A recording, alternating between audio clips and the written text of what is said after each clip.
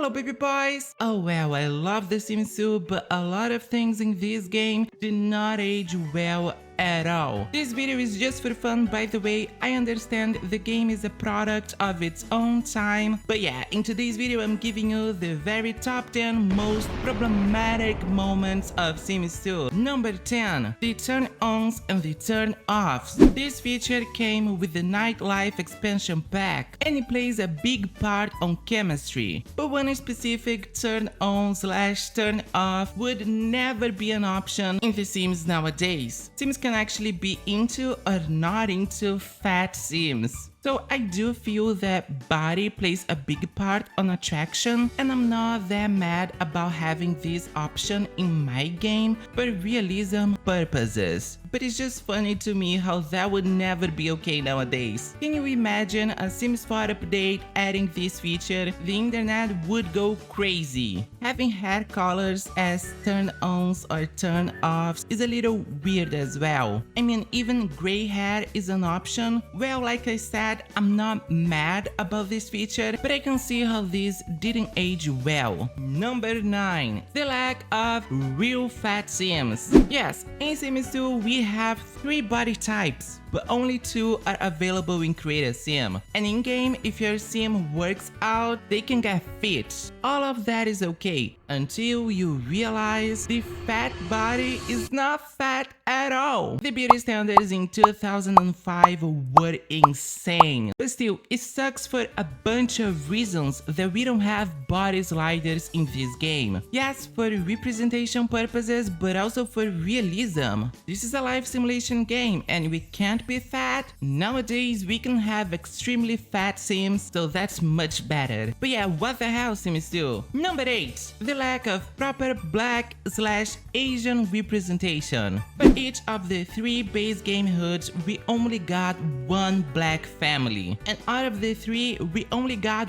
1 Asian Sim, Mary Sue Pleasant. Although I do think we had a lot of Latino representation. But yeah, what's even more problematic in my mind is how, for example, the only black family of Pleasantville, the Dreamer family, like, they're black but they have straight hair and blue eyes. Now, I know this is actually a possibility in real life, and it feels like in this case, they were almost trying to whitewash this family by giving them features that are usually of white folks. I'm not saying these Sims are not representing real people, but at the same time, who they're representing exactly? It just feels like the devs were a little lazy about them. Oh, and I almost forgot that, but we barely had any makeup that went well with dark skin. It feels like they were totally okay with not giving 2 shits about black Sims. But I still think the game was somewhat diverse for its time. Number 7. The Gypsy Matchmaker. The Nightlife expansion pack was problematic, let me tell you. This lovely NPC will always visit your family in the beginning of the game, but there's a mod to stop that bitch. Anyway, what is so problematic about this lady? Well, the word Gypsy is considered a slur to Romani people. Throughout history, this word was related to stealing,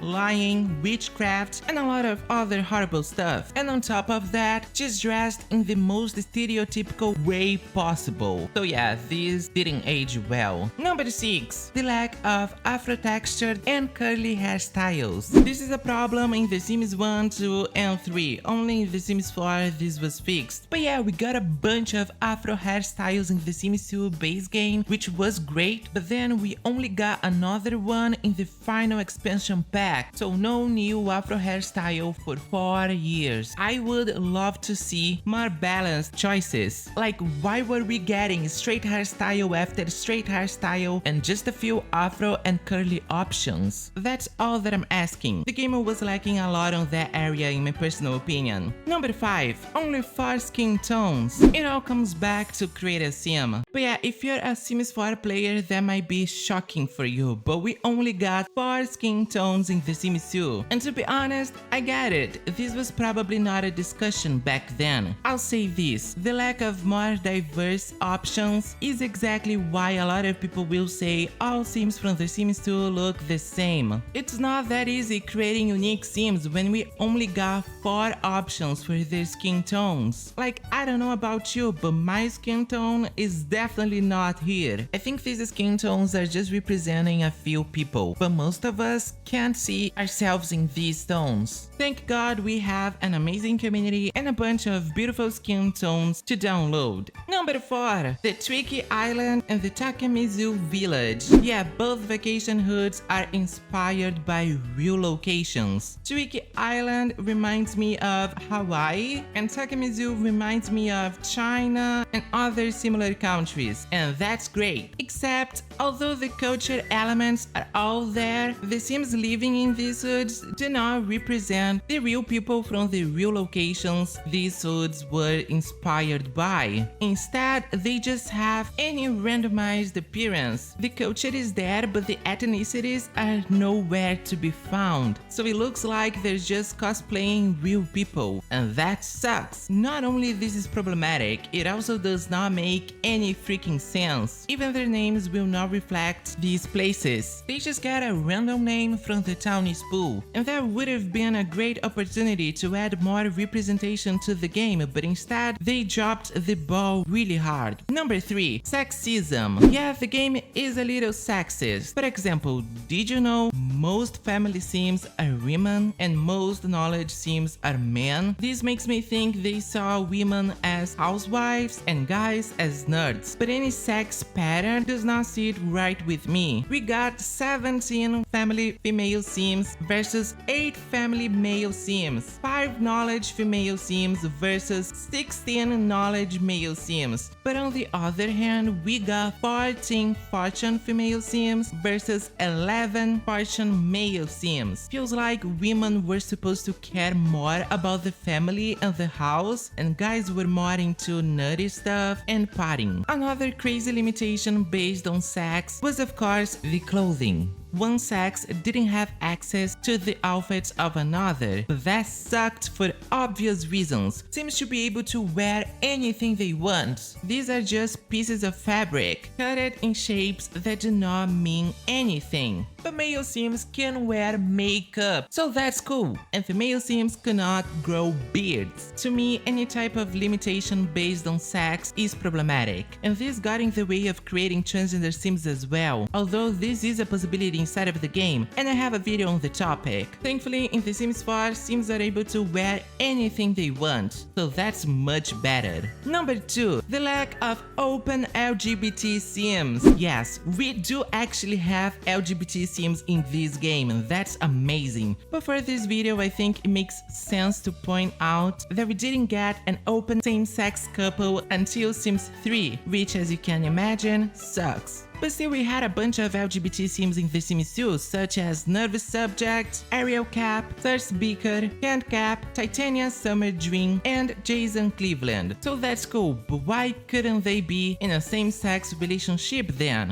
What about Pride? I just wanna know. Different times and everything, so I get it. But I still think this was problematic. I mean, Jason Cleveland is gay but is married to a woman. Now, I'm not actually mad. I do love this stereotype being present in the game. I just wish we had maybe like one same-sex relationship in this game, but that's okay. 2005. That was like 20 years ago. I'm getting so old. Finally, number 1. No same-sex marriage. This one hits close to my heart. But yeah, in The Sims 1 and 2, same-sex marriage was not a reality. And that sounds so crazy to me, because even with all of these little problems, I still think the game was inclusive, representative, and diverse. But I will never understand why we got a joint union instead of a marriage. I'll defend Sims 2 a little bit though. At that time, same-sex marriage was not a reality in the United States of America, so I guess I can understand why Sims 2 went that way. But what bothers me the most is how the ones related to marriage give your Sims more points than the ones related to joint unions. This is a little too much for me.